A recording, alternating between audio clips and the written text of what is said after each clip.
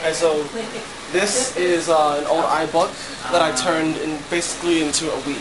So as you can see right now, it just says loading, but once it starts, you kind of see it. So here are the sensor bars right there that I kind of cut in.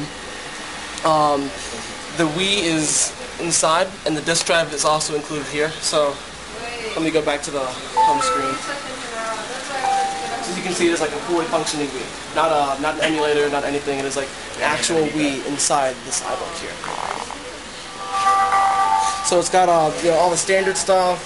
Plus, it's got this thing called the USB loader.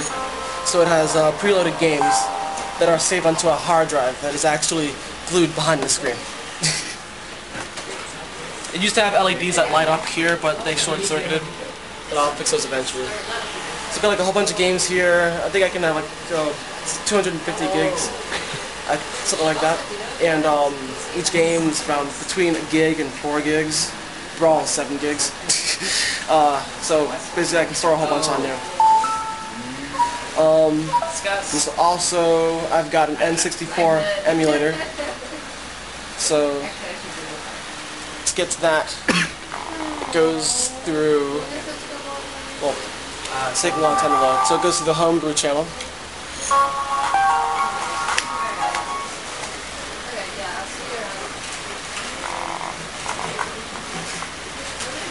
Blah, blah, blah. Wii 64, there it is. Load.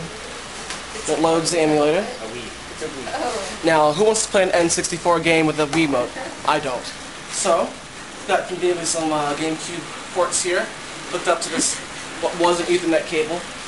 Plugs in this side. And now you've got a GameCube. GameCube controller.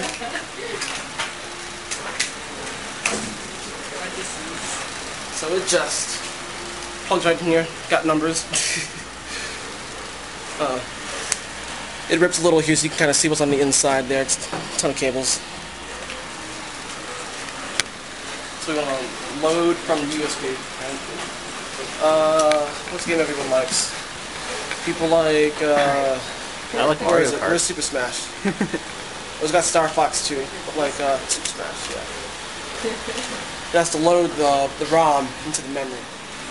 Alright, so we'll play game, and it saves your files for you, which is cool.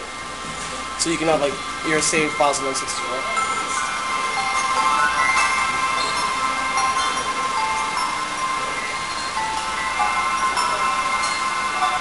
So is that the stock iBook screen? No, I had to replace the screen with I took an LCD monitor apart because they had controller boards built in that would accept the TV signal as well.